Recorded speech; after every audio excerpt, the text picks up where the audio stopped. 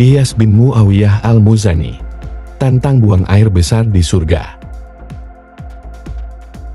Iyas bin Muawiyah al-Muzani adalah seorang tabi'in yang sangat cerdas sehingga mendapat julukan Nasyaki yang bermakna pandai atau cerdik. Kecerdasannya sudah terlihat bahkan ketika masih kecil. Dalam satu riwayat dijelaskan bahwa Iyas pernah belajar ilmu hisab di sekolah dengan pengajar orang Yahudi Ahlus Sima. Teman beliau juga banyak yang Yahudi. Suatu hari, guru Yahudi tersebut berkata kepada teman-teman Iyas, "Tidakkah kalian heran dengan kaum muslim? Mereka bilang di surga bisa makan, tetapi tidak akan buang air besar. Mana mungkin?" Mendengar itu, Iyas pun balik bertanya, "Pak, apakah semua yang dimakan di dunia ini akan keluar menjadi kotoran?" "Jelas tidak," jawab sang guru. "Lalu, kemana perginya yang tidak keluar itu?" "Terserap oleh tubuh." "Lalu, dengan alasan apa kalian mengingkari, jika makanan yang kita makan di dunia saja, sebagian hilang diserap tubuh? Maka tidak mustahil, di surga semuanya diserap tubuh." Guru Yahudi langsung diam 1000 bahasa. Namun kemudian ia berdoa, "Semoga kamu mati sebelum dewasa." karena berbahaya bagi bangsa Yahudi. Dengan adanya seorang muslim yang sangat cerdas, seperti Iyas bin Muawiyah. Semangat Iyas mendalami ilmu begitu tinggi, sehingga Allah memberikan anugerah kepadanya dengan menjadi guru pada usia belia. Bahkan, Iyas menjadi pemuda yang memimpin orang-orang yang lebih tua dari usianya. Sebelum menjabat sebagai khalifah, Abdul Malik bin Marwan pernah berkunjung ke Basra. Ia melihat Iyas, yang waktu itu masih seorang pemuda belia, berdiri di depan 4 orang kura yang berjenggot.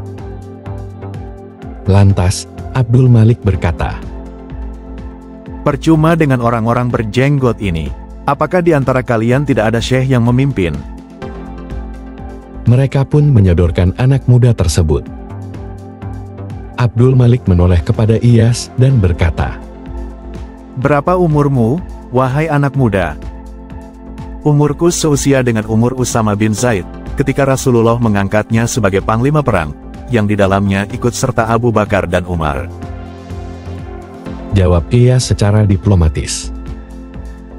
Kemarilah wahai anak muda, semoga Allah memberkatimu," sambut Abdul Malik kemudian.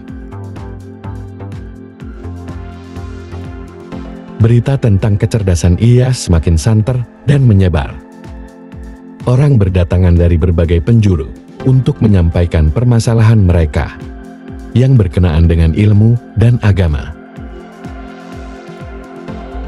Sebagian memang ingin mencari ilmu, tetapi sebagian lainnya hanya ingin menjatuhkan dan mengajaknya berdebat kusir secara batil. Diceritakan bahwa ada seorang pejabat besar suatu wilayah datang ke majelis Iyas bin Muawiyah. Pejabat itu bertanya, "Wahai Abu Wailah, apa pendapatmu tentang minuman keras?" "Haram."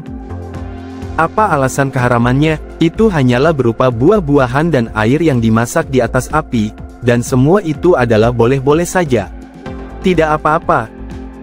Iyas pun menanggapinya, "Apakah sudah selesai bicaramu, atau masih ada hal yang ingin kau sampaikan lagi?" "Ya, sudah, itu saja." "Seandainya aku mengambil segenggam air, lalu aku pukulkan ke tubuhmu, apakah itu akan menyakitimu?" "Tidak." "Seandainya aku mengambil segenggam pasir, lalu kupukulkan ke tubuhmu, apakah itu akan menyakitimu?" "Tidak." "Seandainya aku mengambil segenggam lumpur, lalu aku pukulkan ke tubuhmu, apakah itu akan menyakitimu?" "Tidak." "Seandainya aku mengambil pasir, lalu aku lapisi dengan lumpur, lalu aku siram air, dan aku aduk-aduk, kemudian aku jemur adukan itu di bawah terik panas matahari hingga kering. Kemudian aku pukulkan itu ke tubuhmu. Apakah itu akan menyakitimu? Kalau itu, ya, bahkan bisa membunuhku.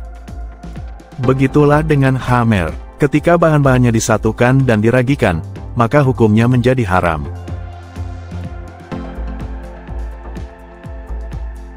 Ketika Iyas bin Muawiyah menjabat sebagai hakim, kecerdasan dan sikap bijaknya menambah kagum masyarakat.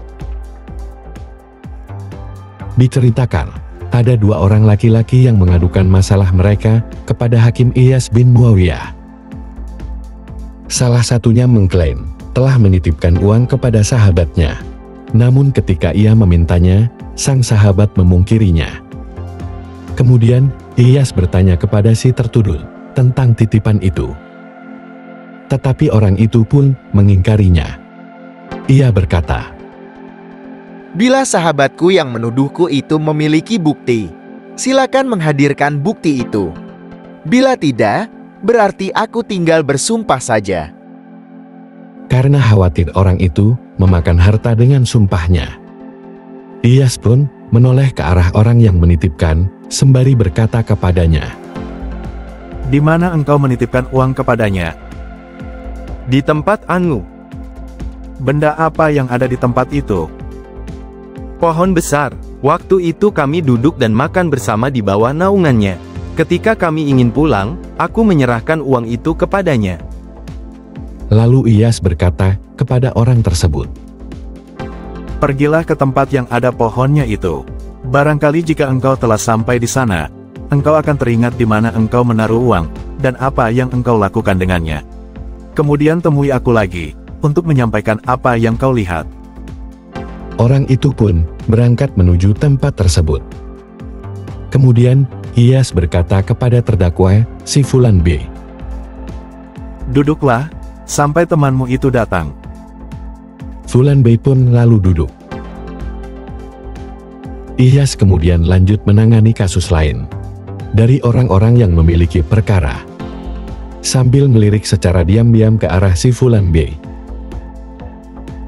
Ketika melihatnya sudah dalam kondisi diam dan tenang, Iyas menoleh ke arah Fulan B sambil bertanya secara tiba-tiba, "Menurut perkiraanmu, sahabatmu itu telah sampai ke tempat ia menyerahkan uang kepadamu itu atau belum?" Tanpa berpikir terlebih dahulu, orang itu menjawab, "Tentu belum, sebab tempat itu amat jauh dari sini." Ia tidak menyadari bahwa jawaban itu justru mengungkap kebohongannya. Iyas bin Muawiyah kemudian menegur Fulan B, "Hai musuh Allah, engkau mengingkari telah menyimpan harta itu, padahal mengetahui tempat engkau mengambil uang itu. Demi Allah, sungguh engkau ini seorang pengkhianat." Orang itu pun bungkam dan mengakui pengkhianatan yang telah dilakukannya. Selanjutnya, Iyas menahannya sampai pemilik uang itu datang dan menyuruh Fulan B supaya mengembalikan titipan tersebut kepada pemiliknya. Kecerdasan, kejujuran, integritas, kemampuan berkomunikasi serta kerendahan hati membuat Iyas bin Muawiyah menjadi salah satu hakim paling dihormati dalam sejarah Islam.